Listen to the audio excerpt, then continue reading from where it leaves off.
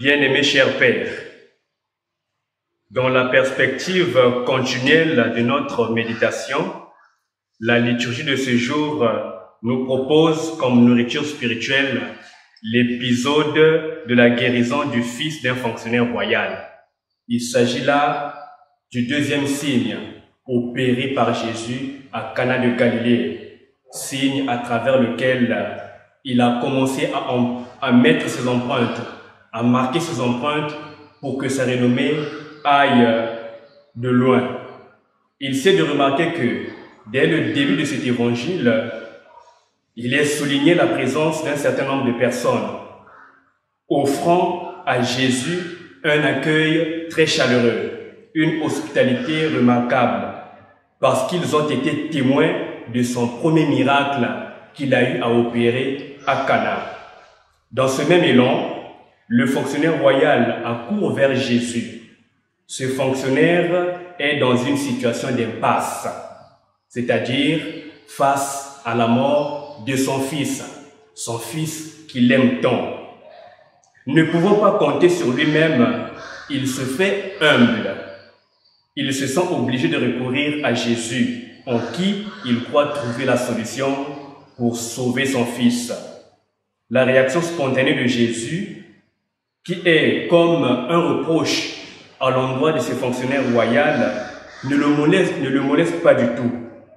Elle incite par contre la soif de voir Jésus agir. « Seigneur, descends vite avant que mon fils ne meure, dit-il. » Curieusement, Jésus ne se sent pas obligé d'arriver à Capharnaüm où se trouve le souffrant. C'est à l'instant même, malgré la distance, que la guérison se réalise. Jean nous montre que Jésus est celui qui peut guérir par la simple parole. La puissance de sa parole change toute la situation et c'est grâce à la foi et à l'humilité dont ce fonctionnaire royal fait preuve que son fils se trouve guéri. Va, ton fils vit. La puissance de la parole. Il parla et ce qu'il dit exista. Il commanda et ce qu'il dit survint. Lisons-nous dans le psaume 32, le verset 9. Contemplons à présent, cher Père, la dimension de foi de ce fonctionnaire royal. Ne voulant pas voir son fils souffrir, sinon mourir, il met sa foi en Jésus, qui a toute puissance. Ce Jésus en qui il trouve toutes les possibilités pour que son enfant se retrouve en vie, pour que son enfant ne meure pas. Nous pouvons également y voir un père derrière ce fonctionnaire royal, ce type de père aimant, compatissant.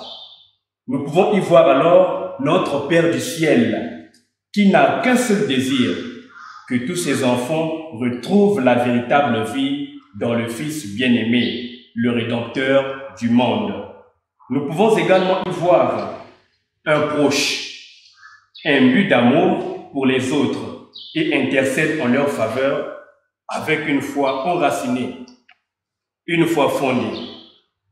C'est une foi qui a pour conséquence la guérison et une guérison qui amplifie la renommée de Jésus. Alors, toute la maison finit par croire en sa puissance. Toute la maison finit par adhérer à la foi en Jésus. Jésus est le véritable sauveur qui a juste besoin de notre confiance, notre attachement à lui pour qu'il nous offre ce royaume de bonheur, comme nous l'avons entendu dans la première lecture. Il n'est jamais insensible à nos demandes. Que des fois, dans les situations qui nous arrivent, nous avons une foi qui vacille de temps en temps, une foi non fondée, une foi non soudée, une foi qui peut être emportée, influencée par tout ce qui peut nous arriver. Si hier, c'était à Cana de Galilée, entre Jésus et ce fonctionnaire royal, aujourd'hui, c'est chacun de nous, dans son quotidien avec ce même Jésus, le maître de notre mission. La foi, l'une des vertus théologales, devait être notre partage avant de la communiquer aux autres, avant de la communiquer à ceux que nous avons chaque fois, ceux pour qui nous trouvons les mots justes pour les consoler, ceux que nous réconfortons dans les moments difficiles. Et d'ailleurs, suite aux exactions subies dans notre département et par ricochet dans notre diocèse, nous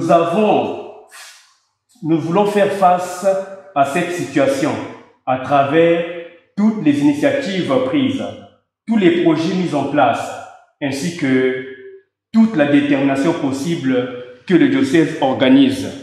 Tout cela ne nécessite-t-il pas aussi une bonne dose de foi en celui qui nous a envoyé, celui qui nous confie la mission pour avancer, puisque le texte que nous méditons nous présente deux interlocuteurs, sinon deux personnages principaux, Jésus et ce fonctionnaire royal.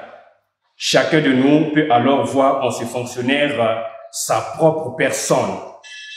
Dans mon quotidien, dans mon être de prêtre, suis-je humble, contemplant, cher frère, contemplant, cher père, la densité de l'humilité dont ce fonctionnaire royal fait preuve. Il occupe une place dans la société, il est respecté. C'est un dignitaire, mais il se rabaisse devant Jésus. Et cette dose d'humilité suscite en lui la foi pour pouvoir penser que en Jésus, je peux trouver la guérison en faveur de mon enfant. Et c'est ce qu'il a fait. Nous pouvons donc voir en ce fonctionnaire royal chacune de notre personne, dans notre quotidien. Avons-nous la foi? Quel degré de foi faisons-nous preuve lorsque nous sommes en situation difficile? La foi, une vraie foi, et une foi qui peut engendrer bien évidemment l'espérance et la charité. Une foi dont nous pouvons intégrer cette dose pour que nous avancions au large. Une foi qui ne trébuche pas, une foi qui ne vacille pas, mais une foi qui est soudée, qui est fondée dans le Christ. Demandons au Seigneur de nous accorder les grâces et la force nécessaires pour être capables chaque fois dans notre vie où nous avons des tempêtes qui nous arrivent, pour savoir que c'est en Jésus que nous pouvons trouver gain de cause. C'est en Jésus que nous pouvons trouver solution à tous nos problèmes, à toutes nos situations. Amen. Amen.